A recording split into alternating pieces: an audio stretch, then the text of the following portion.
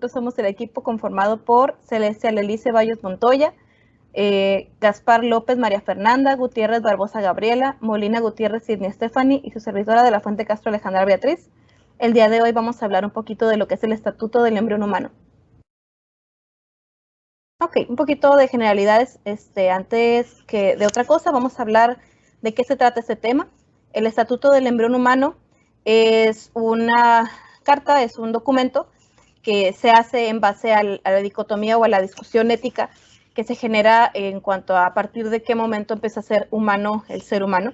Si el ser humano es quien es por su cuerpo o si es quien es por su personalidad. A partir de cuando somos una persona, a partir de cuando somos algo, un objeto. Se consideraba anteriormente que el feto era un objeto, pero bueno, ¿en qué punto se transforma en persona o en qué punto deja de serlo? De eso se trata el estatuto. La importancia y la justificación de este estudio, hablamos de que dentro del desarrollo de la ciencia médica se utilizan o se han utilizado hasta la fecha pues embriones humanos de diferentes formas, desde crearlos in vitro con un donador masculino, uno femenino, y implantarlos en un útero, o sea, pero ya formado el embrión, que es la fertilización in vitro. Se ha hablado también que los embriones se han utilizado también para sacar células llamadas células raíz o células tronco, las famosas células madre, y las cuales estas células se utilizan para curarse determinados males.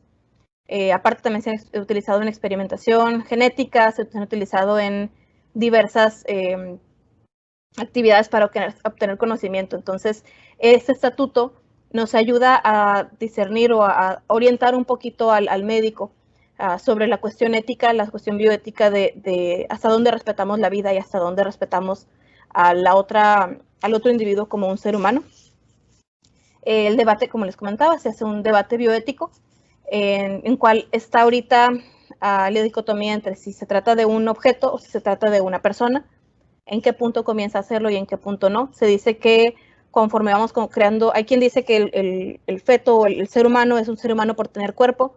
Bueno, entonces la contrarrespuesta viene siendo ¿qué parte del cuerpo es el ser humano? Por ejemplo, una mano sola no es el ser humano, o una célula no es el ser humano. ¿Qué es lo que le da humanidad al ser humano, valga la redundancia?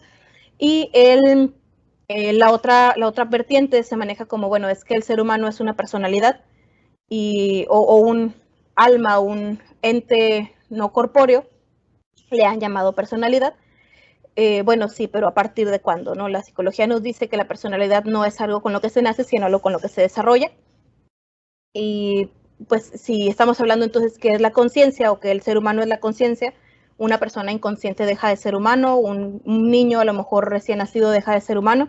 Entonces está ese debate, ¿no? Estamos queriendo orientar a partir de qué punto el ser humano, el ser, la célula que somos, el conjunto de células que somos en nuestra formación, en qué punto deja de ser un conjunto de células y comienza a convertirse en un ente con derechos y con derechos y con necesidad de respeto, como todos los seres humanos que existen a la fecha.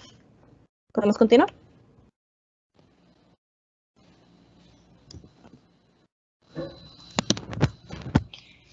Muy bien.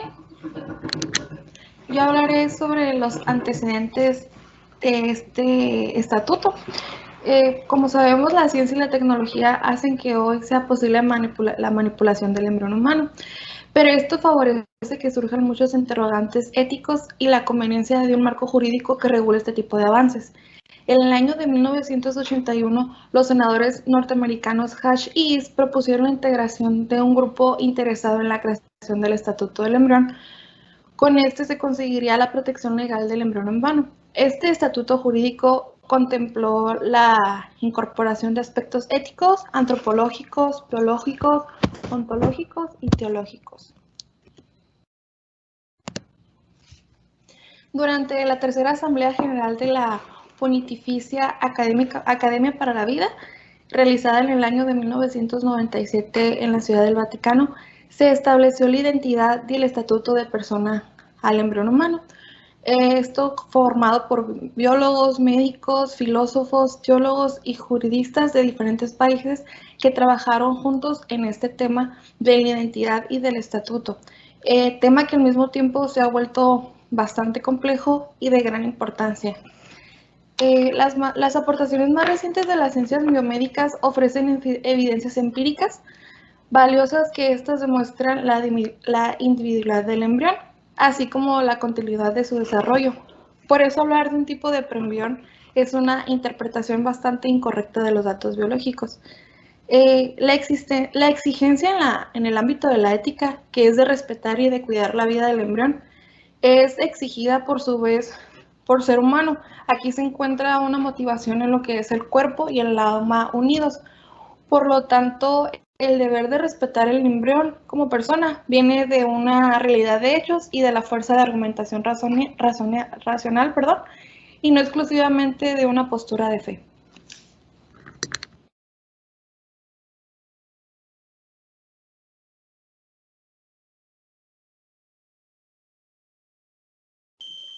Ok, el estatuto del embrión es un argumento que se utiliza para defender la naturaleza humana del embrión, que tiene pocos días. Este afirma que el cigoto tiene un genoma donde se encuentra toda la información genética que se necesita para poderse desarrollar un ser vivo o de una manera completa hasta poderse tener la condición de ser un adulto vivo. Siguiente, por favor. Para comenzar, es importante señalar que los derechos no son los que determinan la identidad de un embrión, ya que no depende de los derechos determinar si un embrión es considerado un humano o si es considerado una persona.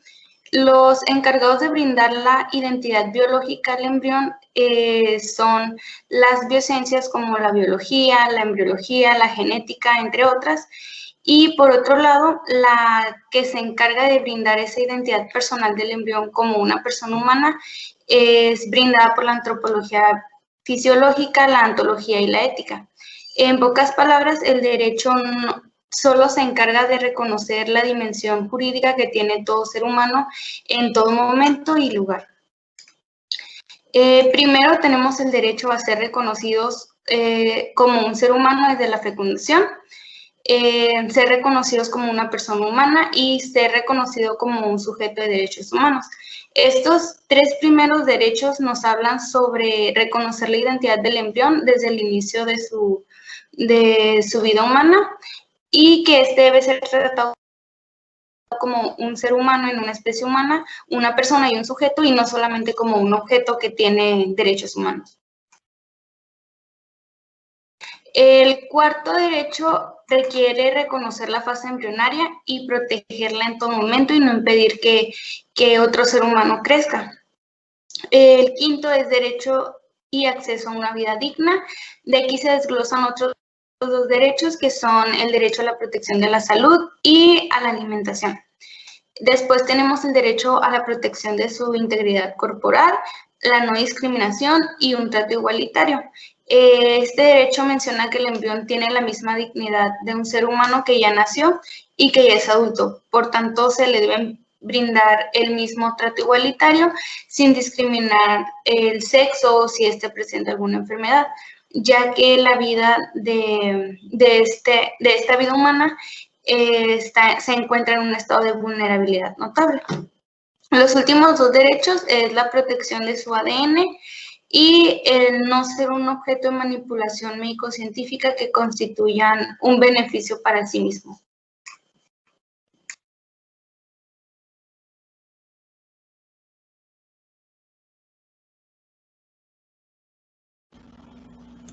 De acuerdo. Ahora, embrión, persona o ser humano. Por las dificultades planteadas nos lleva a preguntar si el embrión humano no es una persona. Entonces, ¿qué es? En las teorías de hominización, es decir, el resultado de un largo proceso evolutivo, determina que el embrión es un ser humano, pero esto se establece en un distinto factor de tiempo, donde se pueden lograr diferenciar. La teoría de hominización inmediata apunta que el embrión es un ser humano desde el momento de la fecundación, ya que empieza a ser un ente organizado y no deja de serlo en su faceta de desarrollo. Pero en contrapostura, la teoría de hominización retardada sugiere que el embrión no es humano hasta que se presentan las funciones o estructuras necesarias para desarrollar cualidades distintivas del humano, es decir, el pensamiento, conciencia o racionalidad.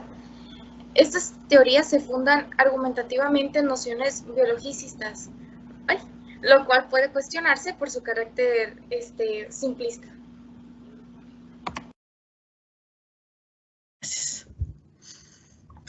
Concluimos con que si el producto de la fecundación no fuera pues vida humana, pues no habría ningún problema en sí, pero el problema es que toda la evidencia científica y filosófica apunta con que sí es una vida humana, y es por eso que es importante este estatuto. Eso es todo por nuestra parte. Muchas gracias. Buen día.